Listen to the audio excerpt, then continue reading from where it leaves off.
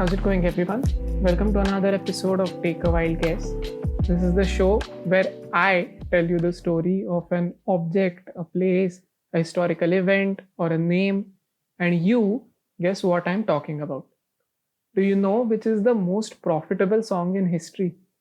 Well, if you don't, maybe you can figure it out by the end of today's story. And even if you do not, you can always take a wild guess. So let's begin. Our story starts in the late 1800s in Louisville, Kentucky. It's the story of two sisters named Patty and Mildred Hill. Now, Patty Hill was a pretty successful woman.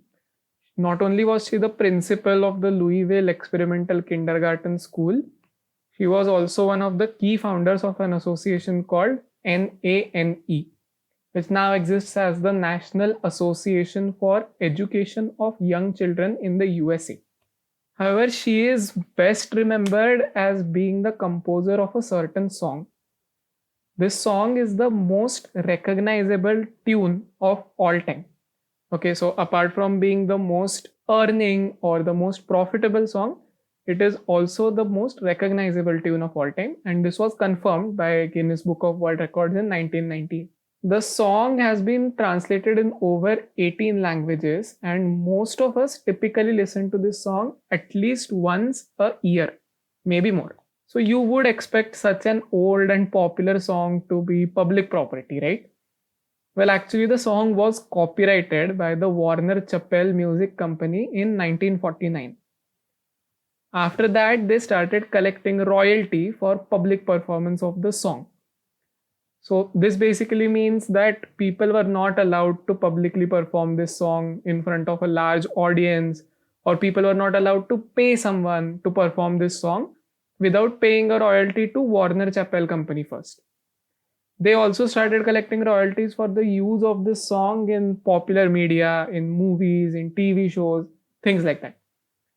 Soon, the song became one of the highest earning songs in the world, only basis the royalties that it collected. So the thing about this song is that the context or the event in which this song is used is really specific. By this I mean you don't usually hear this song at any other time than the specific event. Also, at the same time, usually the event that the song is used in is so ubiquitous, it is so commonplace in movies or in TV series that it has become a trope now. So to avoid paying thousands of dollars in royalties, the media houses that produce these shows and movies, instead of removing that particular scene from the show, they came up with a workaround. What they used to do was, instead of using this specific song, they started using a different song. So much so that the different song that they started using soon became one of the most recognizable tunes in itself. Now, finally, in 2014, after a 4-year-long lawsuit, the copyright for this song was revoked by the US court.